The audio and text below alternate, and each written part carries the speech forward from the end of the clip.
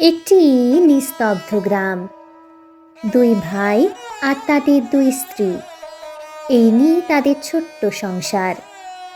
আর সেই গ্রামের দুপুরবেলা মাঠে রোদ পড়েছে, গরুগুলো ঘাস খাচ্ছে।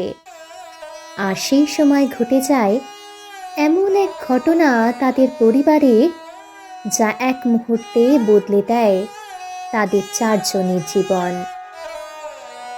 স্বাগতম গল্প ক্লাসিক্স চ্যানেলে। আমাদের আজকের গল্পে আছে এক চাষাভুষো পরিবারের সহজ সরল সংসার, অন্যায়ের মুখে নীরব প্রতিবাদ, আর এক নারীর অদ্ভুত নিঃশব্দ আত্মত্যাগ, যেখানে শাস্তি শুধু আদালতের নয়, মানুষের সম্পর্কেও নেমে আসে।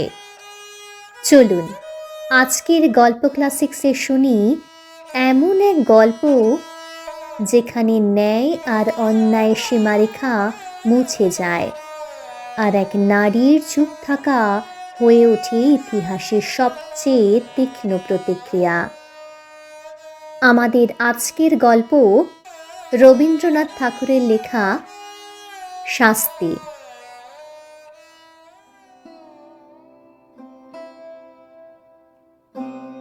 দুঃখীরাম রুই এবং ছিদাম রুই দুই ভাই সকালে যখন দা হাতে লইয়া জন খাটিতে বাহির হইল, তখন তাহাদের দুই স্ত্রীর মধ্যে বকাবকি চেঁচামেচি চলিতেছে।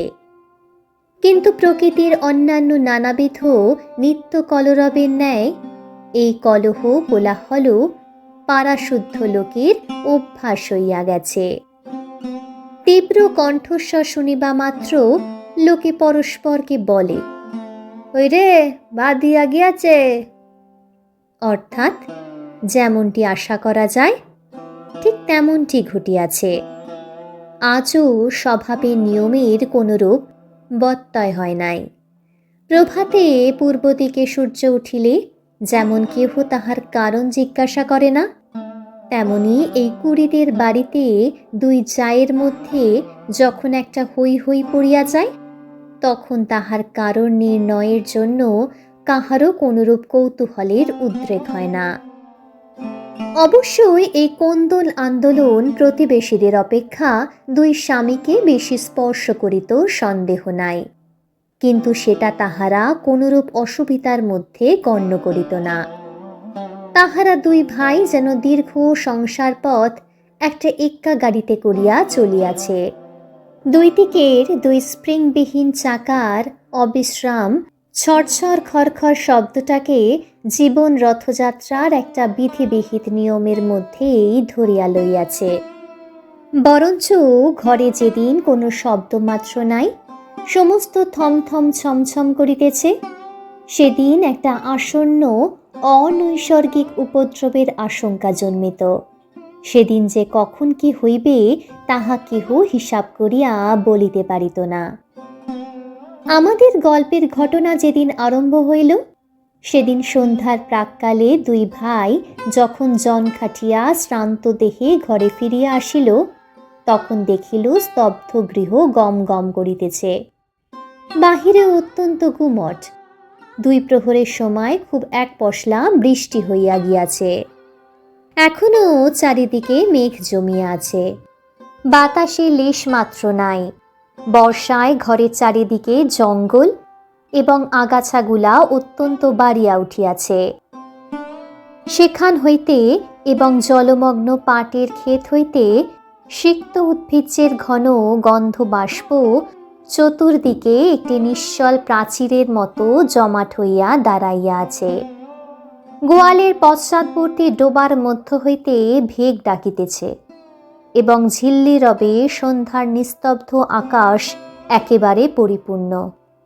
অদূরে বর্ষার পদ্মা নবমেঘচ্ছায়ার বড় স্থির ভয়ঙ্কর ভাব ধারণ করিয়া চলিয়াছে। সর্ষে ক্ষেত্রের অধিকাংশই ভাঙিয়া লোকালয়ের কাছাকাছি আসিয়া পড়িয়াছে। এমনকি ভাঙনের ধারে দুই চারিটা আম কাঁঠাল গাছের শিকড় বাহির হইয়া দেখা দিয়াছে, যেন তাহাতে নিরুপায় মুষ্টির প্রসারিত অঙ্গুলিগুলি শূন্যে একটা কিছু অন্তিম অবলম্বন আঁকড়িয়া ধরিবার চেষ্টা করিতেছে। দুঃখীরাম এবং ছিদাম সেদিন জমিদারের কাছারি ঘরে কাজ করিতে গিয়াছিল। ওপারের চরে জলি ধান পাকিয়াছে। বর্ষায় চর ভাসিয়া যাইবার পূর্বেই ধান কাটিয়া লইবার জন্য দেশের দরিদ্র লোক মাত্রেই কেহ বা নিজের ক্ষেতে, কেহ বা পাট কাটিতে নিযুক্ত হইয়াছে। কেবল কাছারি হইতে পেয়াদা আসিয়া এই দুই ভাইকে জবরদস্তি করিয়া ধরিয়া লইয়া গেল। কাছারি ঘরে চাল ভেদ করিয়া স্থানে স্থানে জল পড়িতেছিল, তাহাই সারিয়া দিতে এবং গোটাকতক ঝাঁপ নির্মাণ করিতে তাহারা সমস্ত দিন খাটিয়াছে। বাড়ি আসিতে পায় নাই। কাছারি হইতে কিঞ্চিৎ জল পান খাইয়াছে। মধ্যে মধ্যে বৃষ্টিতেও ভিজিতে হইয়াছে। উচিত মতো পাওনা মজুরি পায় নাই এবং তাহার পরিবর্তে যে সকল অন্যায় কটু কথা শুনিতে হইয়াছে সে তাহাদের পাওনার অনেক অতিরিক্ত। পথের কাদা এবং জল ভাঙিয়া সন্ধ্যাবেলায় বাড়ি ফিরিয়া আসিয়া দুই ভাই দেখিল ছোট যা চন্দরা ভূমিতে অঞ্চল পাতিয়া চুপ করিয়া পড়িয়া আছে। আজিকার এই মেঘলা দিনের মতো সেও মধ্যাহ্নে প্রচুর অশ্রু বর্ষণপূর্বক সায়াহ্নের কাছাকাছি ক্ষান্ত দিয়া অত্যন্ত গুমট করিয়া আছে। আর বড় যা রাধা মুখটা মস্ত করিয়া দাওয়ায় বসিয়াছিল। তাহার 1.5 বৎসরের ছোট ছেলেটি কাঁদিতেছিল। দুই ভাই যখন প্রবেশ করিল দেখিল উলঙ্গ শিশু প্রাঙ্গণের এক পার্শ্বে চিত হইয়া পড়িয়া ঘুমাইয়া আছে। ক্ষুদিত দুঃখীরাম আর কালো বিলম্ব না করিয়া বলিল, ভাত দে। বড় বউ বারুদের বস্তায় স্ফুলিঙ্গপাতের মতো এক মুহূর্তেই তীব্র কণ্ঠস্বর আকাশ পরিমাণ করিয়া বলিয়া উঠিল, ভাত কোথায় যে ভাত দিব? তুই কি চাল দিয়া গিয়াছিলি? আমি কি নিজে রোজগার করিয়া আনিব? সারাদিনের শ্রান্তি ও লাঞ্ছনার পর অন্নহীন নিরানন্দ অন্ধকার ঘরে প্রজ্বলিত ক্ষুদানলে গৃহিণীর রুক্ষ বচন, বিশেষত শেষ কথাটার গোপন কুৎসিত শ্লেষ দক্ষিরামের হঠাৎ কেমন একেবারে অসহ্য হইয়া উঠিল। ক্রুদ্ধ ব্যাঘ্রের ন্যায় গম্ভীর গর্জনে বলিয়া উঠিল, কি বললি? বলিয়াই মুহূর্তের মধ্যে দা লইয়া কিছু না ভাবিয়া একেবারে স্ত্রীর মাথায় বসাইয়া দিল। রাধা তাহার ছোট জায়ের কোলের কাছে পড়িয়া গেল এবং মৃত্যু হইতেই মুহূর্ত বিলম্ব হইল না। চন্দরা রক্তসিক্ত বস্ত্রে কি হলো গো বলিয়া চিৎকার করিয়া উঠিল। ছিদাম তাহার মুখ চাপিয়া ধরিল। দুঃখীরাম দা ফেলিয়া মুখে হাত দিয়া হতবুদ্ধির মতো ভূমিতে বসিয়া পড়িল। ছেলেটা জাগিয়া উঠিয়া ভয় চিৎকার করিয়া কাঁদিতে লাগিল। বাহিরে তখন পরিপূর্ণ শান্তি। রাখাল বালো গরু লইয়া গ্রামে ফিরিয়া আসিতেছে। পরপারের চরে যাহারা নতুন পক্ক ধান কাটিতে গিয়াছিল তাহারা 5-7 জনে এক একটি ছোট নৌকায় এপারে ফিরিয়া পরিশ্রমের পুরস্কার 2-4 আটি ধান মাথায় লইয়া প্রায় সকলেই নিজ নিজ ঘরে আসিয়া পৌঁছিয়াছে। চক্রবর্তীদের বাড়ি রামলোচন খুড়ো গ্রামের ডাকঘরে চিঠি দিয়া ঘরে ফিরিয়া নিশ্চিন্ত মনে চুপচাপ তামাক খাইতেছিলেন। হঠাৎ মনে পড়িল তাহার কোরফা পূজা দুঃখীর অনেক টাকা খাজনা বাকি, আজ কিয় দংশ শোধ করিবে প্রতিশ্রুত হইয়াছিল। এতক্ষণে তাহারা বাড়ি ফিরিয়াছি স্থির করিয়া চাদরটা কাঁধে ফেলিয়া ছাতা লইয়া বাহির হইলেন। কুড়িদের বাড়িতে ঢুকিয়া তাহার গা ছমছম করিয়া উঠিল। দেখিলেন ঘরে প্রদীপ জ্বালা হয় নাই। অন্ধকার দাওয়ায় 2-4টা অন্ধকার মূর্তি অস্পষ্ট দেখা যাইতেছে। রহিয়া রহিয়া দাওয়ার এক কোণ হইতে একটা অস্ফুট রোদা অনুচ্ছ্বসিত হইয়া উঠিতেছে এবং ছেলেটা যত মা মা বলিয়া কাঁদিয়া উঠিতে চেষ্টা করিতেছে, ছিদাম তাহার মুখ চাপিয়া ধরিতেছে। রামলোচন কিছু ভীত হইয়া জিজ্ঞাসা করিলেন, দুঃখী আছিস নাকি? দুঃখী এতক্ষণ প্রস্তর মূর্তির মতো নিশ্চল হইয়া বসিয়াছিল। তাহার নাম ধরিয়া ডাকিবা মাত্র একেবারে অবুধ বালকের মতো উচ্ছ্বসিত হইয়া কাঁদিয়া উঠিল। ছিদাম তাড়াতাড়ি দাওয়া হইতে অঙ্গনে নামিয়া চক্রবর্তীর নিকটে আসিল। চক্রবর্তী জিজ্ঞাসা করিলেন, মাগিরা বুঝি ঝগড়া করিয়া বসিয়া আছে? আজ তো সমস্ত দিনই চিৎকার শুনিয়াছি। এতক্ষণ ছিদাম কিংকর্তব্য কিছুই ভাবিয়া উঠিতে পারি নাই। নানা অসম্ভব গল্প তাহার মাথায় উঠিতেছিল। আপাতত স্থির করিয়াছিল রাত্রি কিঞ্চিত অধিক হইলে মৃতদেহ কোথাও সরাইয়া ফেলিবে। ইতিমধ্যে যে চক্রবর্তী আসে উপস্থিত হইবে এ সে মনেও করে নাই। ফস করিয়া কোনো উত্তর যোগাইল না, বলিয়া ফেলিল, হাঁ, আজ খুব ঝগড়া হইয়া গিয়াছে। চক্রবর্তী দাওয়ার দিকে অগ্রসর হইবার উপক্রম করিয়া বলিল, কিন্তু সেজন্য দুঃখী কেন কাঁদে রে? ছিদাম দেখিল আর রক্ষা হয় না, হঠাৎ বলিয়া ফেলিল, ঝগড়া করিয়া ছোট বউ বড় বউয়ের মাথায় এক দায়ের কোপ বসাইয়া দিয়াছে। উপস্থিত বিপদ ছাড়া যে আর কোনো বিপদ থাকিতে পারে এ কথা সহজে মনে হয় না। ছিদাম তখন ভাবিতেছিল, ভীষণ সত্যের হাত হইতে কি করিয়া রক্ষা পাইব। মিথ্যা যে তদপেক্ষা ভীষণ হইতে পারে তাহা তাহার জ্ঞান হইল না। রামলোচনের প্রশ্ন শুনিবা মাত্র তাহার মাথায় তৎক্ষণাৎ একটা উত্তর যোগাইল এবং তৎক্ষণাৎ বলিয়াও ফেলিল। রামলোচন চমকিয়া উঠিয়া কহিল, বলিস কি, মরে যায় নাই তো? ছিদাম কহিল, মরিয়াছে বলিয়া চক্রবর্তীর পা জড়াইয়া ধরিল। চক্রবর্তী পালাইবার পথ পায় না। ভাবিল, রাম রাম, সন্ধ্যাবেলায় এ কি বিপদে পড়িলাম। আদালতে সাক্ষ্য দিতে দিতেই প্রাণ বাহির হইয়া পড়িবে। ছিদাম কিছুতেই তাহার পা ছাড়িল না। কহিল, দাদা ঠাকুর, এখন আমার বউকে বাঁচাইবার কি উপায় করি? মামলা মোকদ্দমার পরামর্শে রামলোচন সমস্ত গ্রামের প্রধানমন্ত্রী ছিলেন। তিনি একটু ভাবিয়া বলিলেন, দেখ, ইয়ার এক উপায় আছে। তুই এখনই থানায় ছুটিয়া যা। বলগে তোর বড় ভাই দুঃখী সন্ধ্যাবেলায় ঘরে আসিয়া ভাত চাহিয়াছিল। ভাত প্রস্তুত ছিল না বলিয়া স্ত্রীর মাথায় দা বসাইয়া দিয়াছে। আমি নিশ্চয় বলিতেছি, এ কথা বলিলে ছুরিটা বাঁচিয়া যাইবে। ছিদামের কণ্ঠ শুষ্ক হইয়া আসিল। উঠিয়া কহিল, ঠাকুর, বউ গেলে বউ পাইব, কিন্তু আমার ভাই ফাঁসি গেলে আর তো ভাই পাইব না। কিন্তু যখন নিজে স্ত্রীর নামে দোষারোপ করিয়াছিল তখন এ সকল কথা ভাবে নাই। তাড়াতাড়িতে একটা কাজ করিয়া ফেলিয়াছে।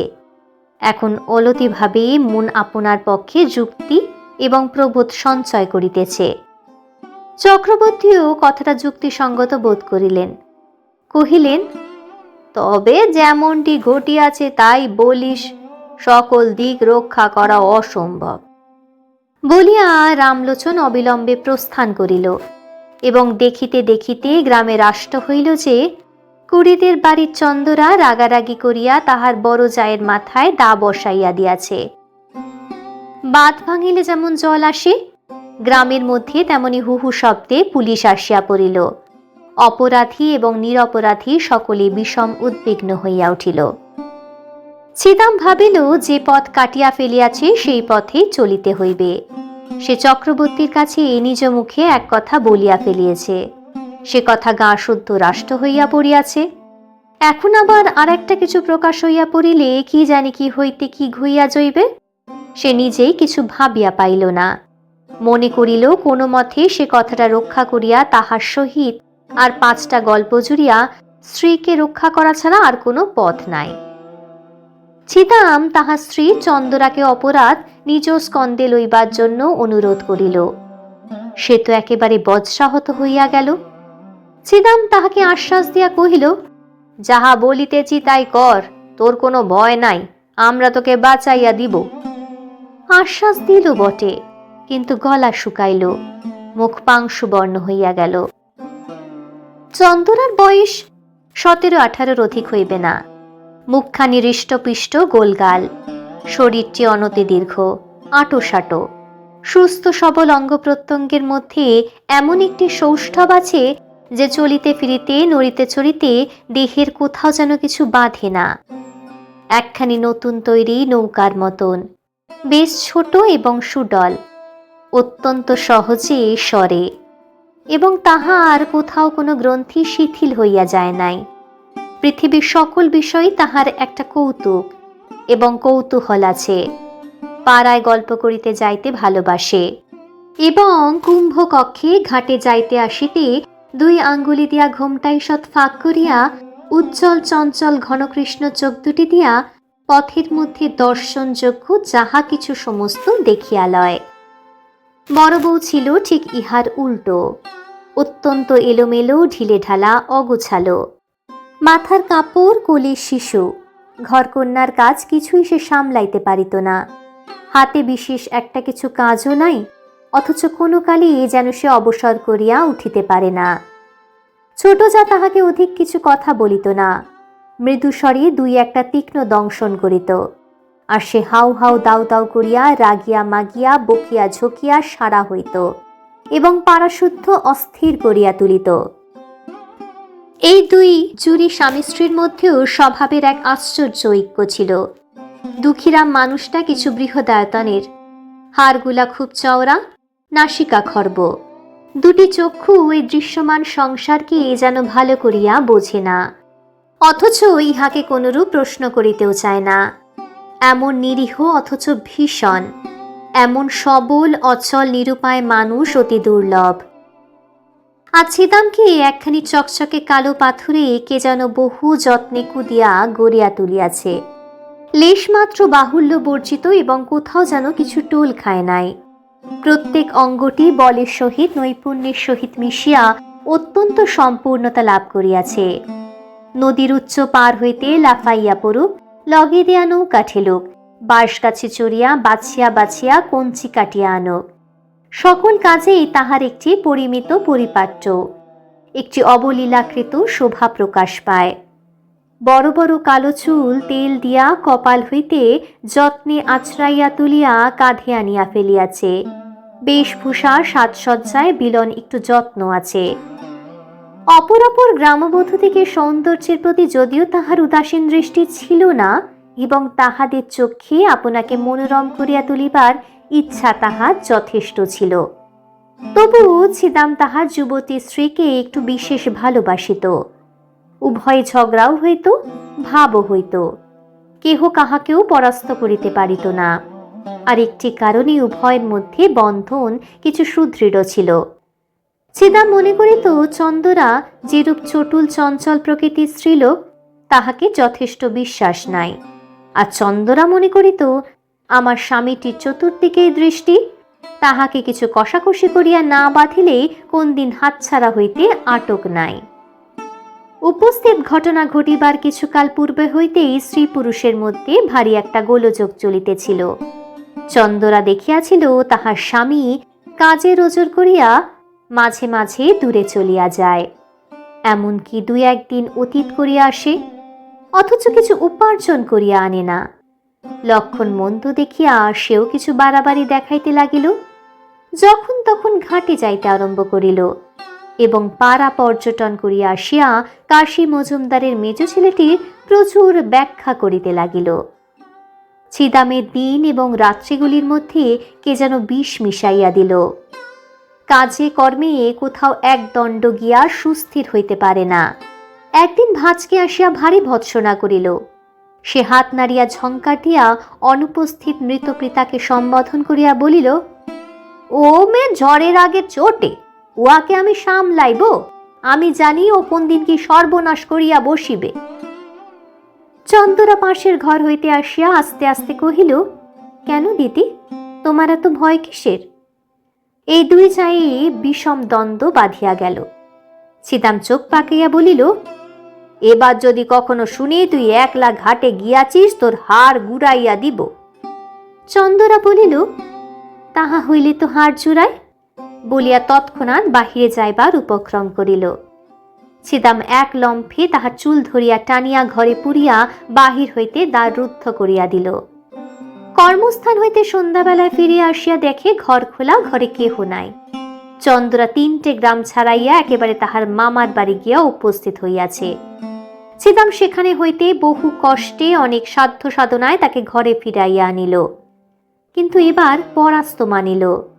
দেখিল এক অঞ্জলি পারদকে মুষ্টির মধ্যে শক্ত করিয়া ধরা যেমন দুঃসাধ্য, এই মুষ্টিমেয় স্ত্রীটুকুকেও কঠিন করিয়া ধরিয়া রাখা তেমনি অসম্ভব। ও যেন 10 আঙ্গুলের ফাঁক দিয়া গিয়া বাহির হইয়া পড়ে। আর কোনো জবরদস্তি করিল না, কিন্তু বড় অশান্তিতে বাস করিতে লাগিল। তাহার এই চঞ্চলা যুবতী স্ত্রীর প্রতি সদা শঙ্কিত ভালোবাসা উগ্র একটা বেদনার মতো বিষম টনটনে হইয়া উঠিল।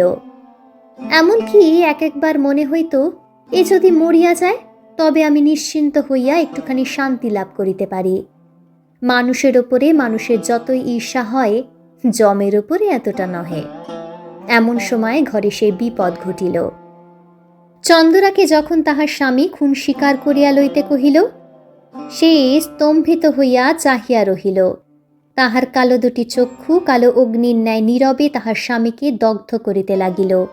তাহার সমস্ত শরীর মন যেন ক্রমেই সংকুচিত হইয়া স্বামী রাক্ষসের হাত হইতে বাহির হইয়া আসিবার চেষ্টা করিতে লাগিল। তাহার সমস্ত অন্তরাত্মা একান্ত বিমুখ হইয়া দাঁড়াইল। ছিদাম আশ্বাস দিল, তোমার কিছু ভয় নাই বলিয়া পুলিশের কাছে, ম্যাজিস্ট্রেটের কাছে কি বলিতে হইবে বারবার শিখাইয়া দিল। চন্দরা সে সমস্ত দীর্ঘ কাহিনী কিছুই শুনিল না, কাঠের মূর্তি হইয়া বসিয়া রহিল। সমস্ত কাজেই ছিদামের ওপর দুঃখীরামের একমাত্র নির্ভর। ছিদাম যখন চন্দরার উপর দোষারোপ করিতে বলিল, দুঃখী বলিল, তাহা হইলে বৌমার কি হইবে? ছিদাম কহিল, উহাকে আমি বাঁচাইয়া দিব। বৃহৎকায় দুঃখীরাম নিশ্চিন্ত হইল। ছিদাম তাহার স্ত্রীকে শিখাইয়া দিয়াছিল যে, তুই বলিস বড় যা আমাকে বটি লইয়া মারিতে আসিয়াছিল, আমি তাহাকে দা লইয়া ঠেকাইতে গিয়া হঠাৎ কেমন করিয়া লাগিয়া গিয়াছে। এ সমস্তই রামলোচনের রচিত। ইহার অনুকূলে যে যে অলঙ্কার এবং প্রমাণ প্রয়োগের আবশ্যক তাহাও সে বিস্তারিতভাবে ছিদামকে শিখাইয়াছিল। পুলিশ আসিয়া তদন্ত করিতে লাগিল। চন্দরাই যে তাহার বড়জাকে খুন করিয়াছে, এই গ্রামের সকল লোকের মনে এই বিশ্বাস বদ্ধমূল হইয়া গিয়াছে। সকল সাক্ষীর দ্বারাই সেইরূপ প্রমাণ হইল। পুলিশ যখন চন্দরাকে প্রশ্ন করিল, চন্দরা কহিল, হ্যাঁ, আমি খুন করিয়াছি। কেন খুন করিয়াছ? আমি তাহাকে দেখিতে পারিতাম না। কোনো বচসা হয়েছিল? না। সে তোমাকে প্রথমে মারিতে আসিয়াছিল? না। তোমার প্রতি কোনো অত্যাচার করিয়াছিল? না।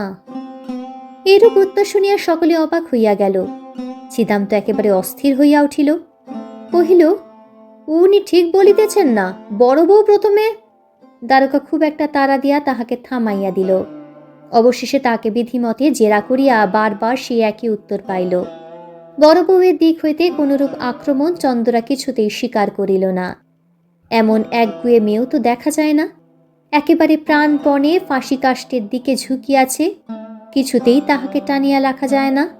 এ কি নিদারুণ অভিমান! চন্দরা মনে মনে স্বামীকে বলিতেছে, আমি তোমাকে ছাড়িয়া আমার এই নবযৌবন লইয়া ফাঁসি কাঠকেই বরণ করিলাম। আমার ইহজন্মের শেষ বন্ধন তাহার সহিত। বন্দিনী হইয়া চন্দরা একটি নিরীহ ক্ষুদ্র চঞ্চল কৌতুকপ্রিয় গ্রাম্যবধূ চিরপরিচিত গ্রামের পথ দিয়া, রথতলা দিয়া, হাটের মধ্য দিয়া, ঘাটের প্রান্ত দিয়া, মজুমদারদের বাড়ির সম্মুখ দিয়া, পোস্ট অফিস এবং স্কুল ঘরের পার্শ্ব দিয়া, সমস্ত পরিচিত লোকের চোরে উপর দিয়া কলঙ্কের ছাপ লইয়া চিরকালের মতো গৃহ ছাড়িয়া চলিয়া গেল।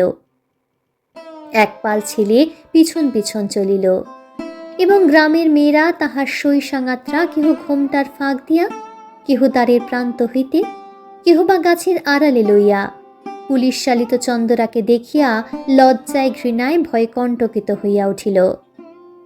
ডেপুটি ম্যাজিস্ট্রেটের কাছেও চন্দরা দোষ স্বীকার করিল, এবং খুনের সময় বড় বউ যে তাহার প্রতি কোনরূপ অত্যাচার করিয়াছিল তাহা প্রকাশ করিল না। কিন্তু সেদিন ছিদাম সাক্ষ্যস্থলে আসিয়া একেবারে কাঁদিয়া জোর হাসতে করিল, দোহাই হুজুর, আমার স্ত্রীর কোনো দোষ নাই। হাকিম ধমক দিয়া তাহার উচ্ছ্বাস নিবারণ করিয়া তাহাকে প্রশ্ন করিতে লাগিলেন, সে একে একে সত্য ঘটনা প্রকাশ করিল। হাকিম তাহার কথা বিশ্বাস করিলেন না, কারণ প্রধান বিশ্বস্ত ভদ্রসাক্ষী রামলোচন কহিল, খুনের অনতি বিলম্বেই আমি ঘটনাস্থলে উপস্থিত হইয়াছিলাম। সাক্ষী চিদাম আমার নিকট সমস্ত স্বীকার করিয়া আমার পা জড়াইয়া ধরিয়া কহিল, বউকে কি করিয়া উদ্ধার করিব আমাকে যুক্তি দিন। আমি ভালো মন্দ কিছুই বলিলাম না। সাক্ষী আমাকে বলিল, আমি যদি বলি আমার বড় ভাই ভাত চাইয়া ভাত পায় নাই বলিয়া রাগের মাথায় স্ত্রীকে মারিয়াছে, তাহা হইলে সে কি রক্ষা পাইবে? আমি বললাম, খবরদার হারামজাদা, আদালতে এক বর্ণ মিথ্যা বলিস না, এত বড় মহাপাপ আর নাই, ইত্যাদি। রামলোচন প্রথমে চন্দরাকে রক্ষা করিবার উপদেশে অনেকগুলি গল্প বানাইয়া তুলিয়াছিল, কিন্তু যখন দেখিল চন্দরা নিজে বাকিয়া দাঁড়াইয়াছে, তখন ভাবিল, ওরে বাপরে, শেষকালে কি মিথ্যা সাক্ষ্যের দায় পড়িব? যেটুকু জানি সেটুকুই বলা ভালো, এই মনে করিয়া রামলোচন যাহা জানে তাহাই বলিল, বরঞ্চ তাহার চেয়ে কিছু বেশি বলিতেও ছাড়িল না। ডেপুটি ম্যাজিস্ট্রেট সেশনে চালান দিলেন। ইতিমধ্যে চাষবাস, হাটবাজার, হাসি কান্না, পৃথিবীর সমস্ত কাজ চলিতে লাগিল, এবং পূর্ব বৎসরের মতো নবীন ধান্য ক্ষেত্র শ্রাবণের অবিরল বৃষ্টিধারা বর্ষিত হইতে লাগিল। পুলিশ আসামি এবং সাক্ষী লইয়া আদালতে হাজির। সম্মুখবর্তী মুন্সেফের কোর্টে বিস্তর লোক নিজ নিজ মোকদ্দমার অপেক্ষায় বসিয়া আছে। রন্ধনশালার পশ্চাৎবর্তী একটি ডোবার অংশবিভাগ লইয়া কলিকাতা হইতে এক উকিল আসিয়াছে, এবং তদুপলে বাদীর পক্ষে ৩৯ জন সাক্ষী উপস্থিত আছে। কত শত লোক আপন আপন করাগণ্ডা হিসাবে চুলছেরা মীমাংসা করিবার জন্য ব্যগ্র হইয়া আসিয়াছে। জগতে আপাতত তদপেক্ষা গুরুতর আর কিছুই উপস্থিত নাই, এইরূপ তাদের ধারণা। চিদাম বাতায়ন হইতে এই অত্যন্ত ব্যস্ত সমস্ত প্রতিদিনের পৃথিবীর দিকে এক দৃষ্টি চাহিয়া আছে। সমস্তই স্বপ্নের মতো বোধ হইতেছে। কম্পাউন্ডের বৃহৎ বটগাছ হইতে একটি কোকিল ডাকিতেছে। তাহাদের কোনরূপ আইন আদালত নাই। চন্দরা জজের কাছে কহিল, ওগো সাহেব, এক কথা আর বারবার কতবার করিয়া বলিব? জজ সাহেব তাহাকে বুঝাইয়া বলিলেন, তুমি যে অপরাধ স্বীকার করিতেছ তাহার শাস্তি কি জানো? চন্দরা কহিল, না। জজ সাহেব কহিলেন, তাহার শাস্তি ফাঁসি। চন্দরা কহিল, ওগো, তোমার পায়ে পড়ি, তাই দাও না সাহেব, তোমাদের যাহা খুশি করো, আমার তো আর সহ্য হয় না। যখন ছিদামকে আদালতে উপস্থিত করিল, চন্দরা মুখ ফিরাইল। জজ কহিলেন, সাক্ষীর দিকে চাহিয়া বলো, এ তোমার কে হয়? চন্দরা দুই হাতে মুখ ঢাকিয়া বলিল, ও আমার স্বামী হয়। প্রশ্ন হইল, ও তোমাকে ভালোবাসে না? উত্তর, ভারী ভালোবাসে। প্রশ্ন, তুমি উহাকে ভালোবাসো না? উত্তর এলো, খুব ভালোবাসি।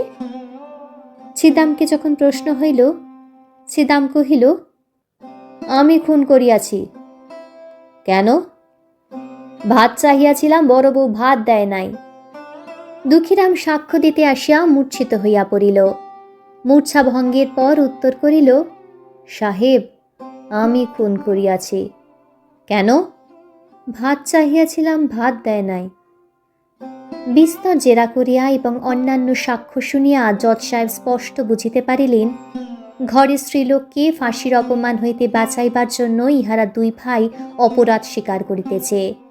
কিন্তু চন্দরা পুলিশ হইতে সেশন আদালত পর্যন্ত বরাবর এক কথা বলিয়া আসিয়াছে, তাহার কথা আর তিল মাত্র নড়চড় হয় নাই।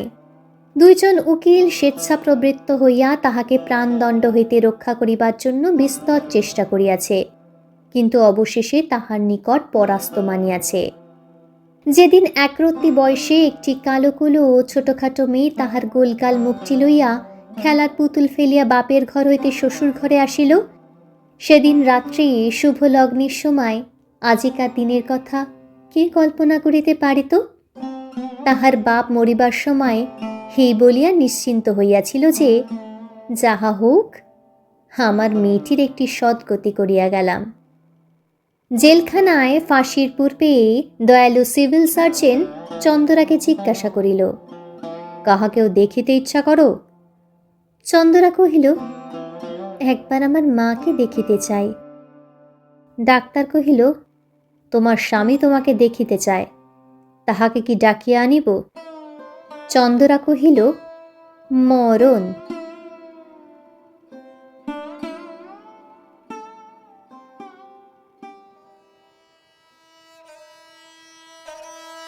এই ছিল আমাদের আজকের গল্প। একটা সাধারণ গ্রামের গল্প নয়, এ যেন গোটা সমাজের বিবেকের সামনে রাখা এক আয়না, যেখানে একজন নির্দোষ নারীর মুখে চাপিয়ে দেওয়া হয় অপরাধের দায়, আর ন্যায় বিচারের নামে ঘটে যায় অন্যায়, নিঃশব্দ, নির্মম, চিরকালীন। চন্দরা কিছু বলেনি, তবু তার নীরবতাই আজও কাঁপিয়ে দেয় মন। সে মৃত্যুকে বেছে নিয়েছিল, কিন্তু স্বামীর ভালোবাসাকে কলঙ্কিত হতে দেয়নি। রবীন্দ্রনাথের শাস্তি এক নারীর মৃত্যুর গল্প নয়, এ এক যুগের, এক সমাজের নৈতিক পতনের সাক্ষ্য। শেষে প্রশ্নটা রয়ে যায়, আজও কি শাস্তি শুধু চন্দরাতের জন্যই, নাকি আমাদের সবার জন্য? এই কালোজয়ী গল্পটি যদি ভালো লেগে থাকে তাহলে লাইক, কমেন্ট আর সাবস্ক্রাইব করতে ভুলবেন না। পরের গল্পে আবার দেখা হবে, আরও এক জীবনের, এক অনুভূতির, এক চেতনার কাহিনীতে। ততদিন পর্যন্ত ভালো থাকবেন।